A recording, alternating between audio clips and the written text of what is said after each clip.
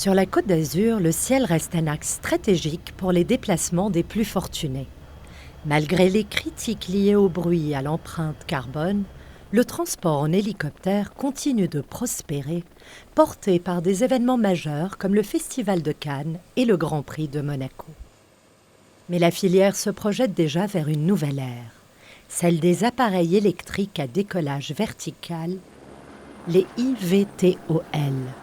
Il y a des étapes à franchir et après, nous, des infrastructures à adapter. Mais ça, j'ai envie de dire, c'est peanuts. Bien évidemment que nous le souhaitons et nous ferons ce qu'il faut pour que les eVTOL puissent rapidement arriver sur l'aéroport Nice-Côte d'Azur, qui a vocation à être un aéroport pionnier sur ce genre de sujet parce qu'en façade maritime, c'est tout à fait adapté.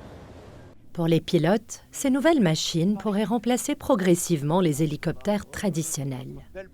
Et aujourd'hui, ce qui est prévu vraiment, c'est de mettre en place ces eVTOL pour cette ligne, qui paraît idéale puisqu'en temps, on sera sur le même timing qu'un hélicoptère, donc c'est-à-dire à peu près 7 minutes, et avec des rotations toutes les 20 minutes, qui permettra justement à l'eVTOL de se recharger. Donc ça peut être vraiment très, très bien et beaucoup mieux que l'hélicoptère en termes de normes de pollution et du reste, que ce soit pollution par rapport au kérosène ou pollution sonore. Et sur le terrain, la demande reste forte, notamment lors des grands événements estivaux.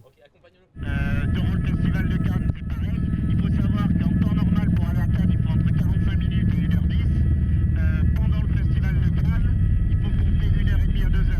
Donc, l'arrivée en hélicoptère pour le festival international de Cannes, c'est vrai que c'est stressé paillettes, ça fait rêver.